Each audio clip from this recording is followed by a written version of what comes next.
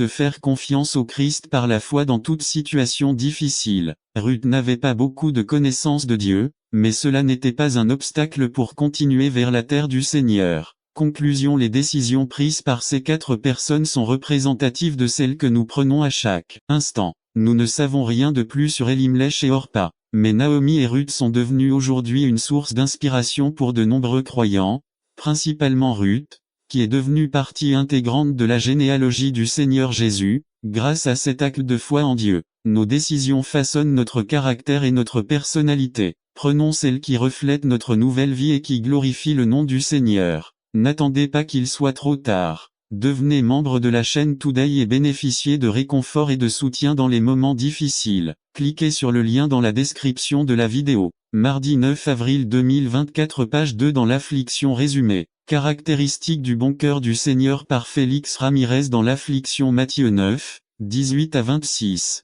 Marc 5, 21 à 43. Jésus vient quand appelé. 18 à 19. Il est ennuyeux et frustrant de recevoir une promesse selon laquelle quelqu'un sera disponible à tout moment et de découvrir que ce n'est pas vrai. Jésus enseignait, était occupé, mais le vers 19 dit qu'il s'est levé et est parti.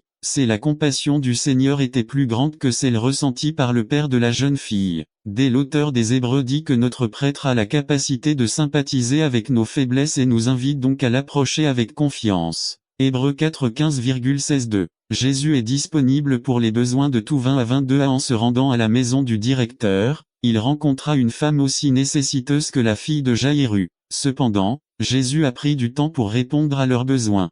Jésus était compatissant envers tout le monde. J'avais du temps pour tout le monde. Ces personnes n'est exclues de la grâce de Dieu. Il y a des gens qui se sentent abandonnés, relégués, oubliés de Dieu. L'une des réalités les plus étonnantes est que le Seigneur peut entendre et répondre à toutes les prières de ses enfants en même temps.